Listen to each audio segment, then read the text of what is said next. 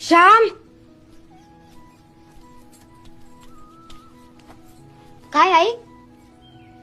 मित्रांना चुकवून सगळी फुलं ओरबाडून आणलीस आणि आणून आणल्यास तर या कळ्या फुलेपर्यंत थांबलं असतं तर दुसऱ्यांनी खुडली असती, हो ना? अरे कळी खुडायची म्हणजे दूध पित्या लेकराला आईपासून तोडण्यासारखंच की रे. या कळ्यांना सगळा रस मिळतो झाडातून. फुलण्याआधीच तोडल्यास तर त्या या तामनात का फुलणार आहेत? आणि हा कसला आलाय रे आडदाणपणा. सगळी फुले माझीच आणि मी कळ्याही खुडून काढणार.